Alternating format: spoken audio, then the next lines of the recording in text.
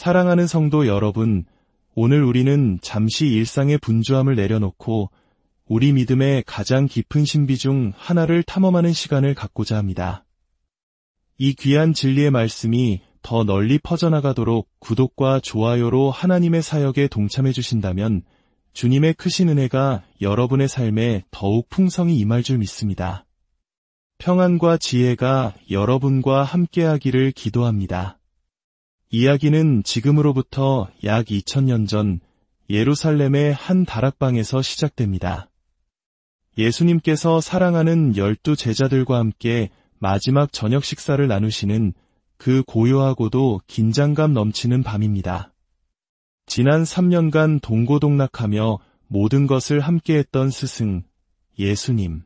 그분의 말씀 한마디에 병든 자가 낫고 죽은 자가 살아나며 거친 풍랑이 잠잠해지는 것을 목격했던 제자들입니다. 그들에게 예수님은 세상의 전부였습니다. 그런데 바로 그 자리에서 예수님께서는 청천벽력과도 같은 말씀을 하십니다. 이제 곧 그들을 떠나게 될 것이라는 이별의 예고였습니다. 제자들의 마음은 순식간에 무너져 내렸습니다. 슬픔과 두려움, 그리고 깊은 상실감이 방 안의 공기를 무겁게 짓눌렀습니다. 앞으로 어떻게 살아가야 할지 스승 없이는 아무것도 할 수 없을 것 같은 절망감이 그들을 사로잡았습니다. 바로 그때 예수님께서는 그들의 슬픔을 꿰뚫어 보시며 도무지 이해할 수 없는 말씀을 건네십니다. 요한복음 16장 7절의 말씀입니다. 그러나 내가 너희에게 실상을 말하노니 내가 떠나가는 것이 너희에게 유익이라. 사랑하는 여러분, 한번 생각해 보십시오. 가장 절실하게 그분이 필요하다고 느끼는 순간 그분의 부재가 오히려 우리에게 유익이 된다는 이 말씀. 이것은 얼마나 역설적이고 신비로운 약속입니까? 오늘 우리는 위대한 약속의 의미를 파헤쳐보고자 합니다. 예수님께서 떠나셔야만 했던 이유, 그리고 그분의 떠남이 우리에게 가져다준 상상할 수 없는 선물, 바로 보혜사 성령님에 관한 이야기입니다. 예수님께서는 당신이 떠나시면 또 다른 보혜사를 보내주시겠다고 약속하셨습니다. 여기서 보혜사는 헬라어로 파라클레토스인데 곁에서 돕기 위해 부름받은 자라는 뜻을 가집니다. 상담자, 조력자, 위로자, 변호자 등 우리 삶의 모든 영역에서 우리를 돕는 분이라는 의미입니다. 예수님께서는 왜 이 보혜사, 즉 성령님께서 오시는 것이 제자들에게 그리고 오늘을 살아가는 우리에게 더 유익하다고 말씀하셨을까요? 그 이유를 알기 위해 우리는 먼저 성령님께서 과연 어떤 분이신지를 깊이 이해해야 합니다. 첫째로, 성령님은 단순한 힘이나 신비한 기운이 아닌 우리와 교제하시는 인격체이십니다.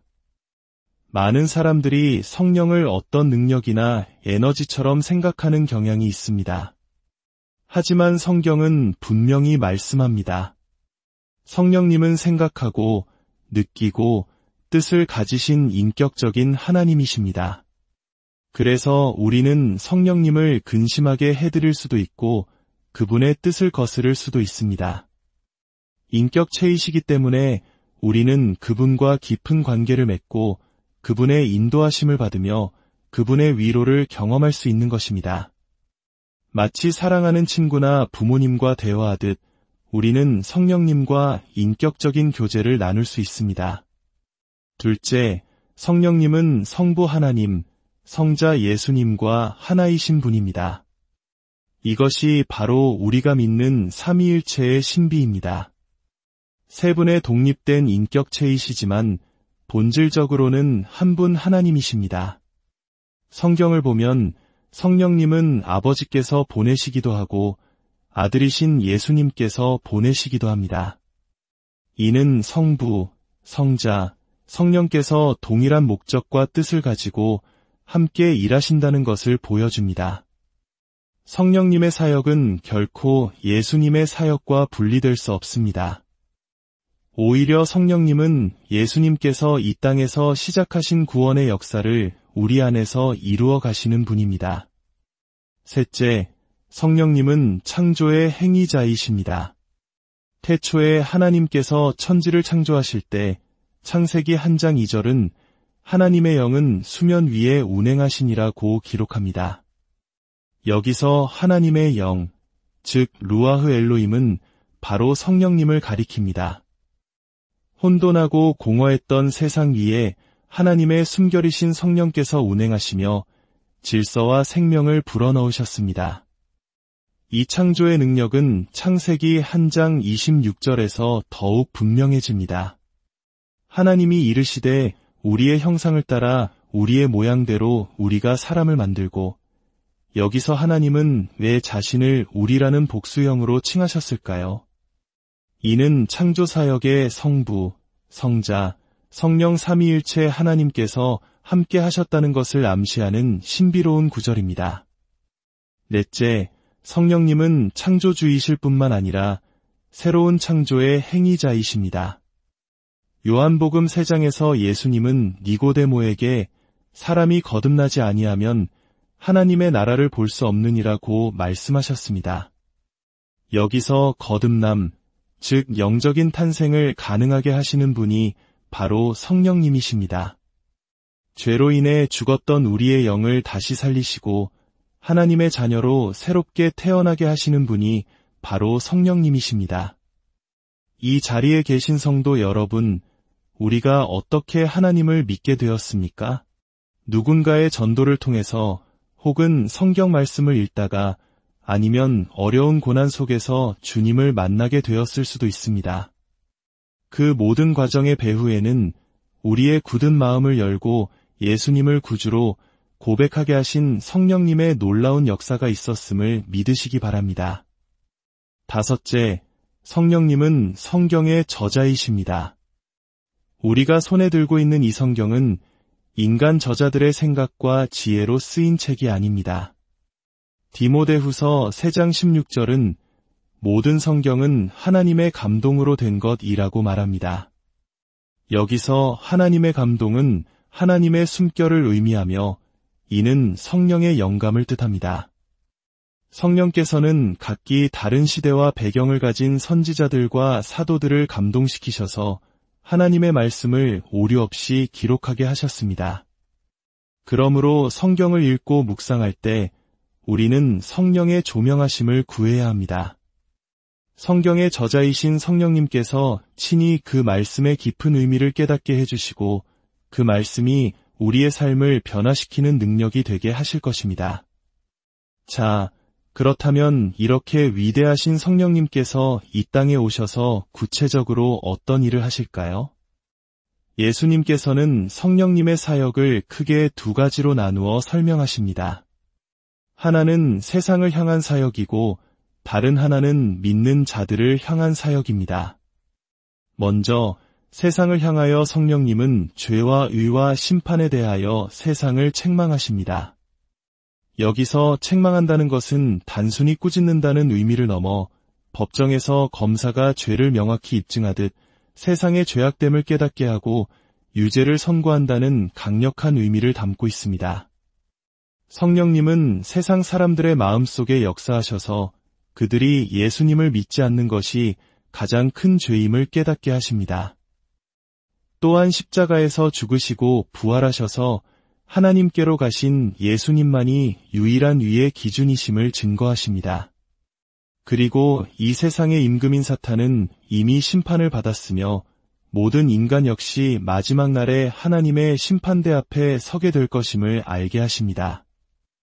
이 성령님의 책망하심을 가장 극적으로 보여주는 장면이 바로 예수님과 함께 십자가에 달렸던 한 강도의 이야기입니다. 처음에는 그도 다른 강도처럼 예수님을 조롱하고 비난했습니다. 그러나 죽음의 문턱에서 성령께서 그의 마음을 강하게 움직이셨습니다. 그는 갑자기 자신의 죄를 깨닫고 돌이켜 다른 강도를 꾸짖으며 말합니다.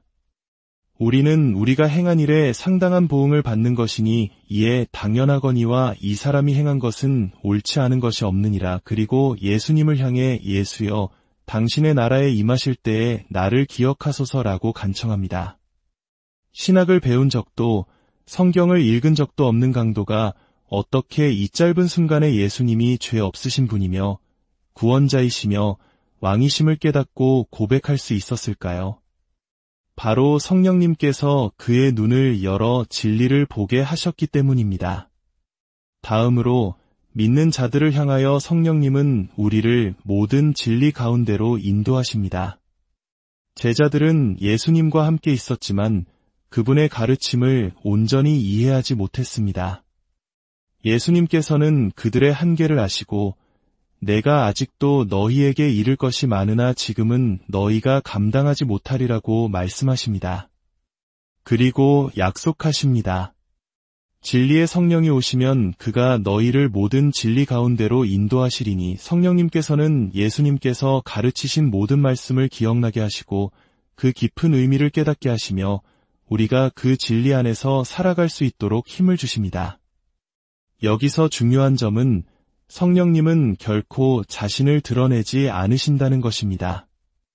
14절에서 예수님은 그가 내 영광을 나타내리니 내 것을 가지고 너희에게 알리시겠음이라고 말씀하십니다. 성령님의 사역의 중심에는 언제나 예수 그리스도가 계십니다.